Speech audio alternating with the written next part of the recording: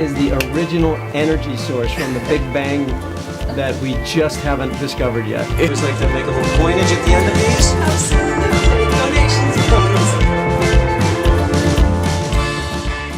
I do something called Caught in the Act for the Huffington Post, and it's people caught in the act of doing something amazing, Wow. that I think is amazing. I get to choose. Wow. And I have chosen you today. And I just happened to What am I doing? catch you in the act in anyone my own know? office. What am I doing? I don't know, but I'm excited to find out. Ah. So what I want to find out from you is you have a few minutes to talk about the future of the world, or the future of your world, or the book that you're writing, or the film that you've just done. Tell me, what matters in your life now? What matters in the world? What should we be doing? How can we sort it out? Wow. Well, the overall arc of what I'm doing is starting a conversation. It's a conversation that I think we're hungry for. So I teach. That's part of the conversation. I teach at Pepperdine. I try to turn upside down what the kids think they know and rethink. I'm writing a book. Right now the working title is What Would Jesus Tweet?, which is an odd title. But it's about how we can birth a new world. Because I think it's really simple. We make everything very complicated.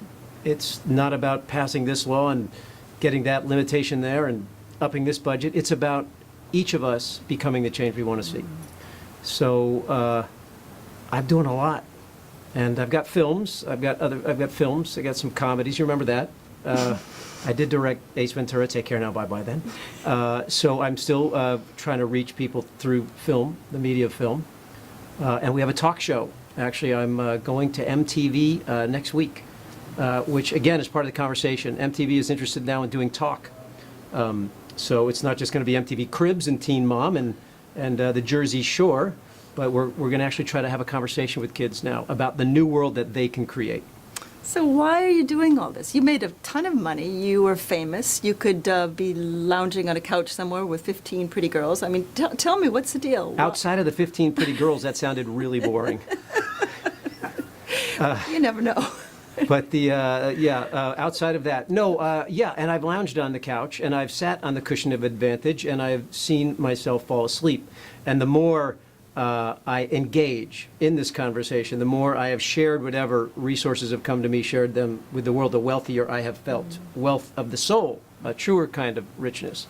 So I don't do anything out of guilt. I don't do anything because I have to. I do it because it's a joy. It's a blessing to talk to you. It's a blessing to talk to the kids at Pepperdine. It's a blessing to even talk about having a talk show where we can help to shift consciousness. I do it because it's a joy. Are you hopeful? Everybody thinks the world's falling apart. Come on, what do you think? Yeah, well, look, underneath it, I believe as Emerson did and as the mystic Julian of Norwich felt, which all shall be well and all shall be well and all manner of things shall be well. So I think the soul is wonderful, and we have to catch up to that. I see this energy happening. I see it here in this office. I see it now in media. I see people hungering for something.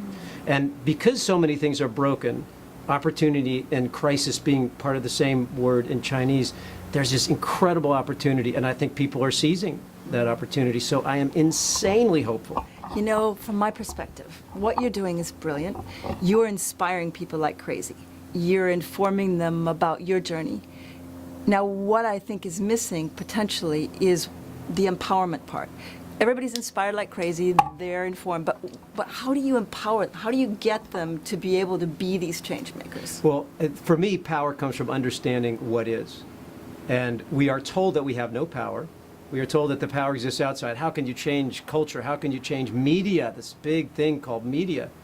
And people, if they wake up to what is, the power of a shift in them shifts everything around them. It's a law. It's the ripple effect. It's the butterfly effect. We all know the movie Back to the Future. Michael J. Fox goes back in time. He slaps one person. 20 years later, the whole world is different. So at every moment, whether we slap or whether we love, whether we extend kindness or our own creativity, changes everything. So I try to tell people that they have incredible power just by the personal shifts that they can make. So, okay, 4 things that people who are watching this can do. 4 things? Yeah. Oh, I'm not a 4-thing person. I'm 100 things. I'm a 1-thing person, and my 1 thing is seek what's true in your own life and then act on that. It's really about following your own bliss. So the creativity that you want people to act upon is what exists in their heart. Is it a painting? Is it a poem? Is it teaching a class? Is it taking a class? Is it cooking?